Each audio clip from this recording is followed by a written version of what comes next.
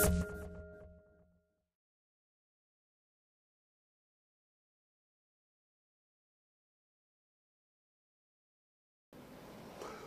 I'm Dr. Jeffrey DeSarbo, and welcome to the first official newscast for the Eating Disorder News Network 2010 season. Let's get started. The December 2009 issue of the American Journal of Psychiatry features several articles on eating disorders, including a Danish report on 25 years of research with a joint analysis of 79 studies consisting of 5,600 patients suffering from bulimia nervosa. The review addresses the outcome of bulimia nervosa, effect variables, and prognostic factors.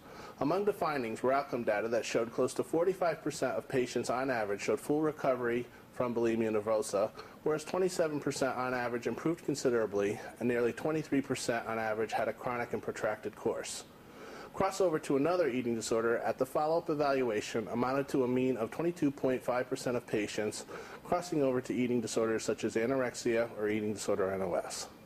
The review of effect variables and prognostic factors did not show any consistent significant findings, with only a few of the factors replicated in other studies and many studies resulting in contradictory findings. The authors conclude that bulimia nervosa remains a serious disorder with unsatisfactory recovery and improvement rates and high rates of patients who continue to have chronic eating disorder issues and other psychiatric disorders over extended periods of their lives. A study soon to be published in the journal Psychoneuroendocrinology examined the effects of cognitive behavioral therapy, or CBT, on central dopamine, noradrenaline, and serotonin secretion in 3 groups of female inpatients suffering from anorexia nervosa restricting type, anorexia nervosa binge purge type, and bulimia nervosa, and to see if the biological effects of CBT are linked to specific psychopathological aspects of the disorders. The aim of the studies was to see whether or not CBT modified the neurotransmitter secretion of central dopamine, norepinephrine, and the serotonergic 5-HT1 transporter, 3 of the main neurotransmitter systems also considered responsible for many mood and psychiatric disorders. Following treatment lasting 20 weeks, CBT did show significant improvement with the psychophysical aspect of the disease.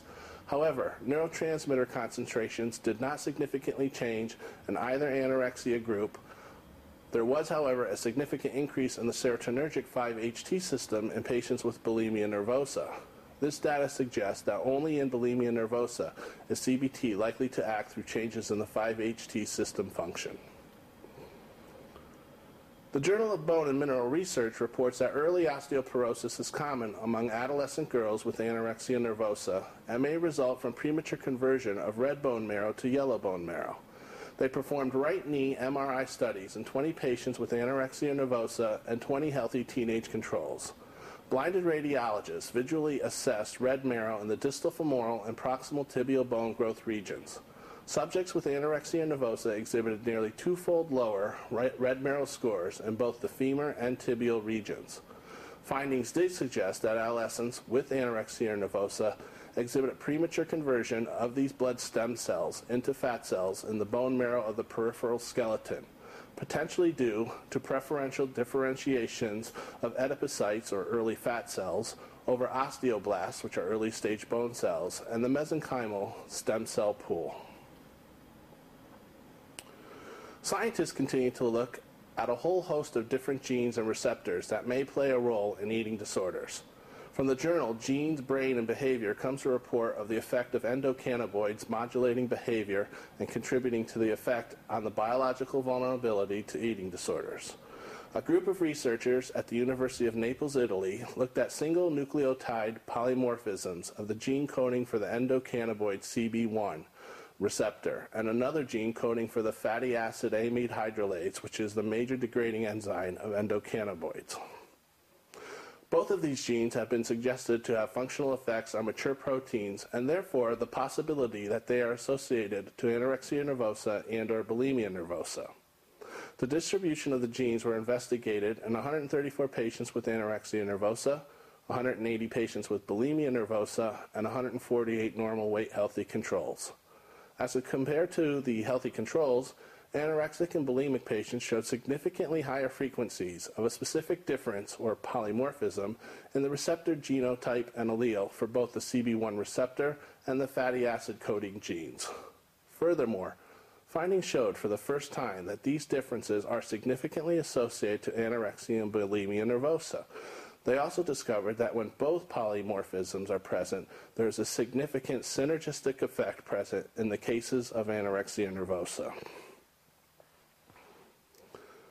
Social comparison strategies might be related to body dissatisfaction and therefore to the maintenance of bulimia nervosa. A small study from the Institute of Psychology at the University of Freiburg, Germany, examined the role of social comparison for body dissatisfaction in bulimia nervosa, especially as it relates to women with eating disorders being particularly susceptible, because they engage in upward social comparison more frequently than women without these symptoms. However, no study had yet to explore both upward, which is a trend towards more attractive others, and downward, or a trend towards less attractive others, social comparisons of themselves and the impact on their body dissatisfaction. Patients with bulimia nervosa and a matched group of healthy control subjects were shown slides comprised of a digitized image of their own body alongside comparison bodies with a higher and a lower body mass index while measuring their eye movements during the process. The results showed patients with bulimia nervosa fixated longer on comparison bodies with lower BMIs than in controls, and with the reverse pattern present for comparison of bodies with a higher BMI.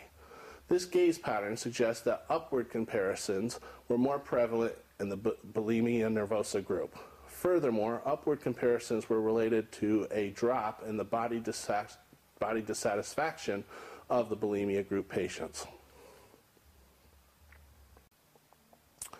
A Turkish study from the Journal of Affective Disorders looked at regional brain volumes in males with body dysmorphic disorder and no comorbidities, compared to age-matched controls. Volumetric MRI studies in patients with BDD focused on the neuroanatomy of the whole brain, total gray and white matter volume, and volumes of specific brain regions, including the thalamus, caudate nucleus, anterior cingulate cortex, and the orbital frontal cortex. Findings of the brains of BDD subjects showed significant decreases in volumes of the orbital frontal cortex and the anterior cingulate cortex, and a mean white matter volume larger than that of controls. There was also a trend towards increased thalamic volume in BDD patients compared with that of other control subjects. The length of BDD illness was also inversely correlated with the orbital frontal cortex volumes in the patient group both on the left and right sides of the brain. While these preliminary findings provide further understanding into the biological differences with BDD patients, the scientists also concluded that these findings may be interpreted as further evidence for the inclusion of BDD among a group of obsessive-compulsive spectrum disorders. The Department of Mental Health in Naples University, Italy, examined the blood concentrations of the satiety-inducing glucagon-like peptide 1, or GLP-1, an intestinal hormone responsible for increasing insulin levels and decreasing glucagon levels, thus lowering blood sugar levels.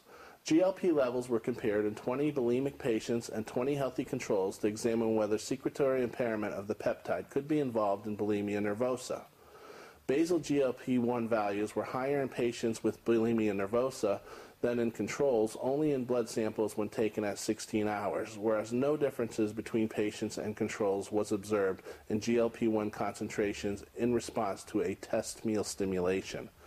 GLP-1 levels correlated positively with binging and vomiting frequency, with bite scores, and with the bulimia subitem scores of the EDI-2 scale, and negatively with the asceticism subitem score on the same scale.